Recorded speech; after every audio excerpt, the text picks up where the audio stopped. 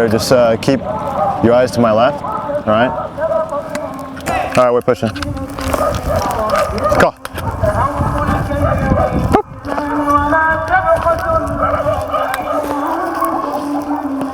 Back up.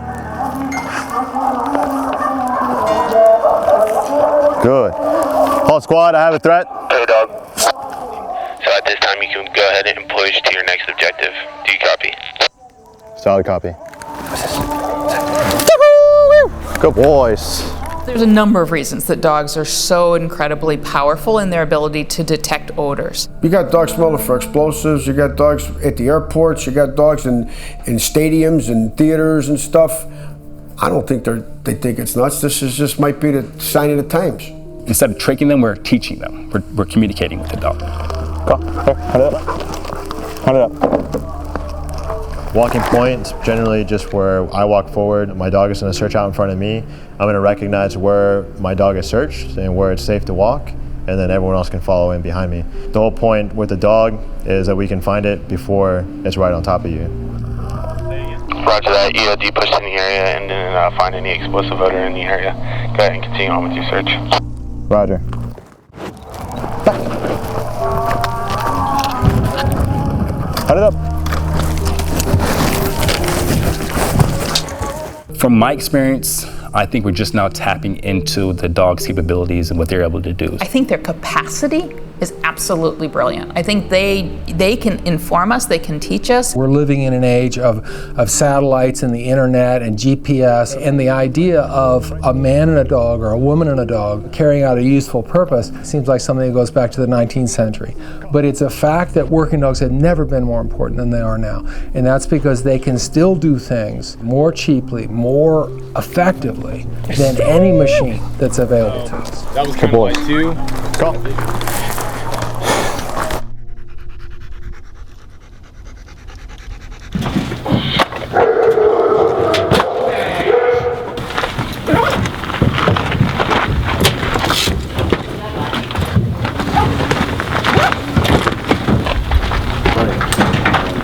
Are we tags? Yeah.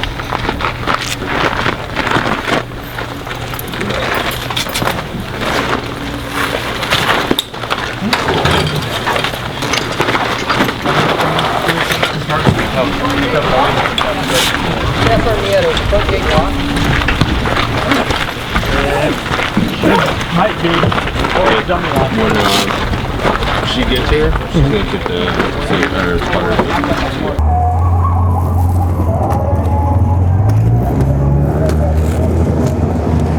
Stay. Good.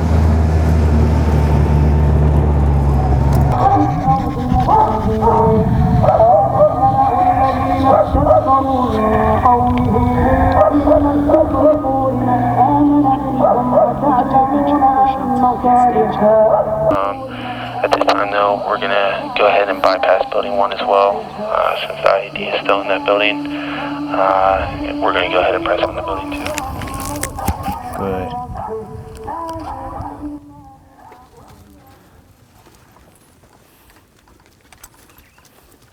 I don't think there's another asset that we have that's better at detecting and saving human lives. And until you find something better than a dog, I think they're always going to be around.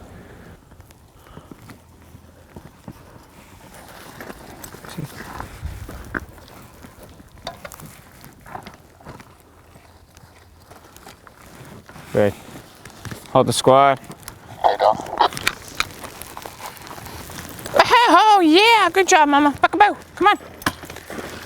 Midway between the windows, we got a response from the MWD on the ground about a foot off. Request EOD or alternate route. Roger that. At this time, so we need you to hurry up and load up in the truck, and we'll push on to our next point. Roger, moving. Out. Range of odors that dogs have been effectively taught to detect, and also the faintness of the odors that the dogs have been taught to detect are very, very, very impressive. There's a million things out there that he won't respond to, and many, many specific substances that we know he will encounter that we have taught him, no, never respond to those. This is your stuff. This is what you respond to. So a good detector dog is amazingly sensitive and amazingly specific to the things that he's been taught to detect.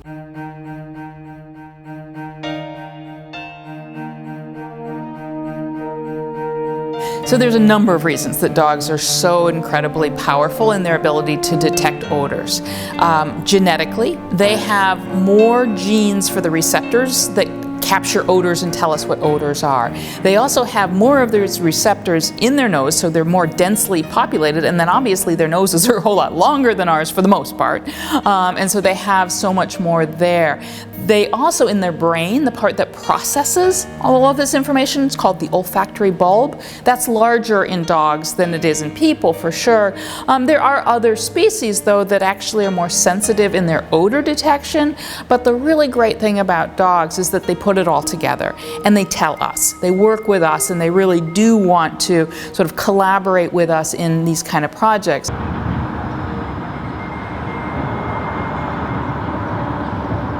When the dog does something well, I mark it and I say yes, or I do a click, and that lets the dog know he's done the task correctly. Okay, go sit. Good job, mama. Good. Once I establish or I condition my marker, I'm able to use those markers in detection. I put odor in a box, and I teach the dog to target the box and put his nose in the box. The hot box here. Once he does that, I'll mark it and he comes back to me for the reward. Eventually I'll have 3 or 4 similar boxes, and the dog will search around and he'll figure out what's different, and it will be the odor. So he'll start to have to use his nose. Good job. That was a good one. Good job. I'm gonna switch the boxes. Good job, Ocean. Hey, the hot box is on this side right here. There you go.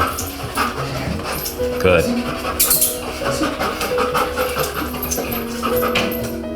So once the dog figures out he has to, he knows the odor, or he knows that the odor can be hidden, and he wants to search for it, I'll put it in a drawer and I'll teach the dog to go to the drawer.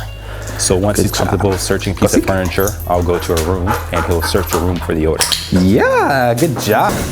All right, this is a zombie, and I planted some odor along these dressers here, and I'm getting ready to send them. Go seek. Good job, buddy. Over here. Good job. And I'll try to remain normal, right? I want the dog to use his nose and not count on me for anything. So, go seek. Good. So just a standard behavior, standard searching behavior here. Just looking. This way. Good. Oh, I smell something, and he starts to bracket. That's what I'm looking for. That tells me that there's odor somewhere here, until he gives me the signal that it's right here. Good boy. Good. There's a change of behavior. Yes! He told me there's an odor here, and you'll see there's a pound of explosive right here, or not even a pound, a couple ounces, 8 ounces.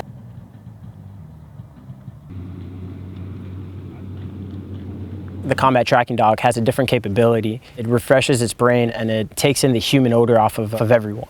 And that's what it works off of, the human odor. Most dogs don't really do that. So when you're talking about a dog that's gifted enough to go ahead and find that odor and to lead you to somewhere with the trust between you and your dog, it's definitely different. It definitely stands out. There's a lot of disturbance in the area, and we know someone has gone in a direction. I can go ahead and do my best to provide that direction, or to even get close into contact with that person and know why they were there, what they were doing, what their intentions were, and we can do our best to go ahead and provide intelligence to go ahead and proceed to that area, maybe to find that person.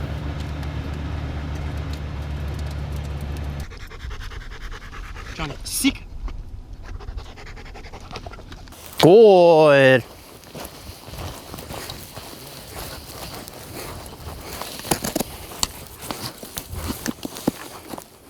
Good. Reading your dog is the behavior. When you build that relationship with your dog, you got to understand everything about your dog. When your dog is tired, when your dog is happy, when your dog is having a bad day, when your dog is doing great things, and to give them that trust and that bond one-on-one. You need to know everything about your dog. And we do that great here in the whole MWD program. Everything is about reading the dog, knowing what he can do and how far he can push himself. Cross track.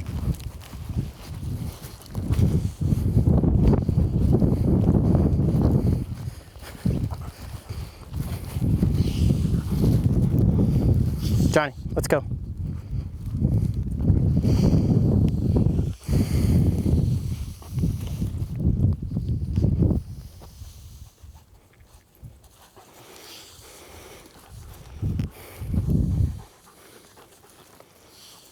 When we read our dogs, we look at specific body language in them and what they do. So I know my dog's body language and how he reacts to the heat and how he reacts to the cold.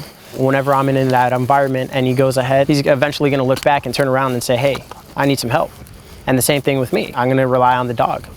It definitely goes hand in hand with go ahead and finding different obstacles such as bushes or the wind or the heat or whatever the climate is. We go ahead and we try our best, and in the end of the day we're successful, and that's what we do.